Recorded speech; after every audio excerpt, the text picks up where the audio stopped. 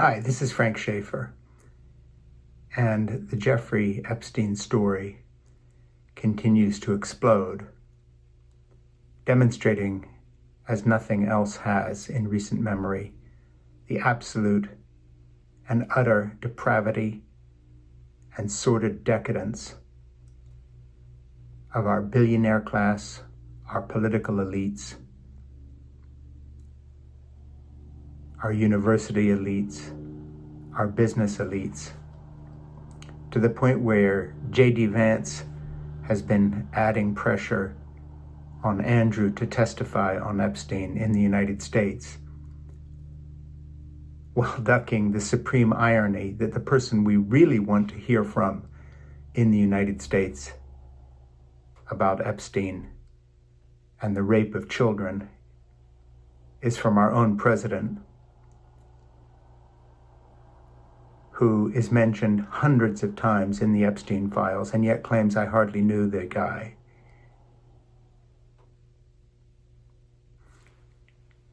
In the same news cycle in which JD Vance is quoted as saying he wants Andrew to testify, we hear from Bill Gates' ex-wife reacting to email exchanges between Epstein and Bill Gates, where Bill Gates asks Epstein advice on how to sneak antibiotics to his ex-wife because he has been having numerous affairs with some of the Russian girls, as they're referred to in the emails, who it looks like have given him some sort of venereal disease, and he wants advice on how to sneak his wife antibiotics so she won't find out. At the same time, the Polish Prime Minister says photographs suggest that Epstein was recruited to supply Moscow and Vladimir Putin with what they call compromat, which means pictures of people having sex with teenagers and others. And this is particularly so because of the Robert Maxwell connection. And all these points, as well as the people mentioned, including the person running the LA Olympics, a health guru, and hundreds of other people, Bill Clinton and others, boggle the imagination of those ordinary people like me, who, for instance, has just written a book on a 56-year marriage with my wife, The Gospel of Zip, and the faithfulness and kindness of my dog Zip in teaching what real moral values look like. If this isn't a time to stop and think about the direction of our culture, I don't know what might be. A mother of 3 is shot in the face. A VA nurse caring for people like my son, a former Marine who fought in Afghanistan, has 10 bullets pumped into his dying back by trigger-happy thugs working for ICE. And the Epstein files continue to come out in piecemeal because the president is trying to bury the obvious references to himself in those files and tell us to pay no attention to the evidence of our own eyes, whether it's someone being shot in the face, having 10 bullets pumped into their dying back. Pay no attention to the videos. Pay no attention to the Epstein files. These are all lies. This is all fake news. Believe me, not your lying eyes. The reaction of our billionaire class is the same. At the very same time that Elon Musk's ex is being accused of allowing his AI division, Grok, to generate child porn, hundreds and hundreds, actually thousands of images, according to the French and the British investigating him, and he denies this. This same man denying all of this and mocking it and calling anybody who calls him to account in the European governments persecutors of free speech. The email exchanges between him and Epstein show Musk asking to be invited to parties, saying he's had a hard time and like to go wild, please invite me. But now saying, no, I never went to any of these things, and we're meant to believe this while Grok is churning out, using AI, sexualized images of women without their permission, including someone who bore him a child, who fell into his bad books for not doing what she was told, kind of revenge porn on women in general. The theme running all through all of these stories is one theme: the lying, disgusting misogyny of our billionaire class, the lying, disgusting misogyny of the supporters of Donald Trump who line up for photographs with him, who communicated with Epstein, the lying, disgusting misogyny of our business leaders. Liberals should stop and think about the final endgame playing out of the sexual revolution that they are so proud of, that liberated us from conventional morality, from honor, from fidelity, from unfashionable ideas like virginity until marriage or faithfulness within marriage of the kind that I talk about in my book, The Gospel of Zip. What we learn from dogs who don't do things like cuddle the favor of Jeffrey Epstein so they can sneak antibiotics to their wife after they think they might have given her venereal diseases because of their affairs with the girls Epstein provided to them. They don't do things like run Grok AI that sandbags women with sexualized images of them without their permission and generates child porn, and then attacks the European governments that are asking for an accounting. They don't spend the billions of dollars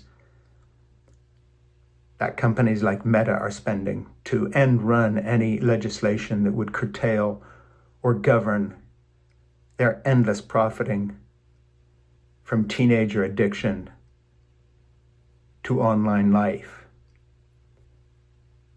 The one story that emerges, whether it's from the Trump presidency,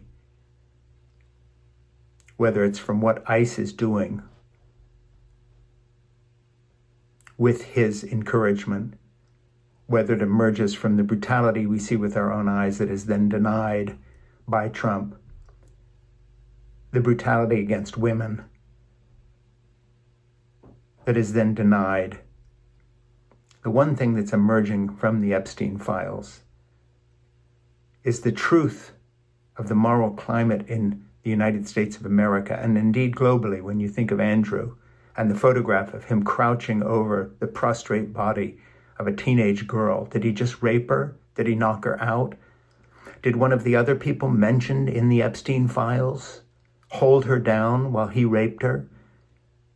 Did these business leaders and university leaders and media leaders and billionaire tech bro tycoons gang rape these young girls on Epstein's island? Is anything off the table? The multiplicity of the contacts. Mendelsohn, this British diplomat who was ambassador to our country and got on very well with Donald Trump. What did they talk about in private, since they were both good friends of Jeffrey Epstein? What jokes did they crack about the sex they had had with women Epstein provided them? That Elon Musk begged to be included in these parties. That Andrew was photographed crouching over women lying on the ground prostrate. What had he just done to them? The real story here is not just these men, their lack of decency and chivalry and kindness, but the trash that emerged to treat women and young girls and children like garbage. This is male trash. Rich male trash, political male trash. It's time for liberals to rethink this idea of personal autonomy and libertarian ethics, that we can all do our own thing, that laughs at anybody that talks about regulating online sports gambling that is addicting hundreds of thousands of young men, that rejoices that weed is now legalized to the point where we smell it everywhere, and we watch people checking their cell phones while they drive badly, and we can assume a lot of them are stoned. Do you know there is an epidemic in this country of vice? Child sex education is now porn. Congratulations to the liberals who kept pushing and pushing and pushing on all fronts when it came to what they called sexual liberation. Congratulations to the billionaire class for exchanging all these emails that are now coming out, except for the ones that the Trump administration is still covering up, while also launching an attempt to, quote, nationalize our elections so that the Republican Party can steal the midterms, since otherwise Trump would lose them. In spite of the billions being put in by his friends in the tech bro class, sycophant, brown-nosing ass-kissers, many of whom are on this same list of the Epstein files. We have a problem. It's called decadence. The United States of America is in need of a moral revival in which we throw out the garbage, male trash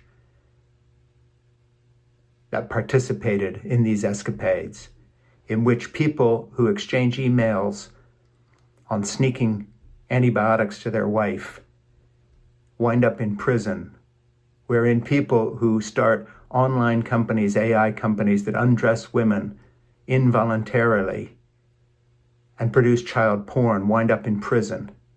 In Saudi Arabia, they would be beheaded because these things are illegal and death sentence are meted out for these kinds of perversions. In China, the child porn makers on AI platforms would be in prison for life or executed. The United States alone is a place where we celebrate decadence as freedom. We celebrate garbage as free speech. We celebrate a sexual revolution that wound up raping little girls on an island while our elite class lined up to participate. We are disgusting. We are fallen. We are decadent. I come from an evangelical background, and I left that faith, but what I did not leave was the idea that sometimes the only reaction to being caught out in something is to repent, to admit guilt, and to try to rebuild your life on a better basis. Instead, all these billionaires lie. Oh, I never went to the island, even though I begged to go to the party, says Elon Musk. Who's just out of frame on the shot of Andrew crouching over a girl lying face down on the floor? Which one of the other people mentioned in these files is there? Our politics has been utterly perverted by one of Epstein's clients, Donald Trump, and yet evangelicals still follow him. The tech bros have lined up behind Donald Trump, unrepentant for the fact that they've put a man in office who shows up hundreds of times in the Epstein files, as they do themselves, so no wonder they all get on just fine and have their picture taken with him at the inauguration. Who are these garbage males? Where do they come from? They come out of the 1960s, the idea that sexuality is just a game. They come out of a misogynistic backlash against women who demanded equality and treatment and decency, all the way up to the Pentagon, that has demoted women and talked about our military as if it's a preserve of males only, led by this buffoon who himself has been multiple times committing adultery and accused and found out and repented and said he wouldn't do this anymore, along with his alcoholism. Who are these trash males we put in charge of our country?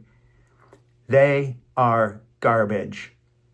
We need to move past this mentality of anti-woman misogyny, or we will choke on our own vomit like those rock stars in the 60s who died in swimming pools having overdosed on drugs. We have overdosed on decadence. And my name is Frank Schaefer.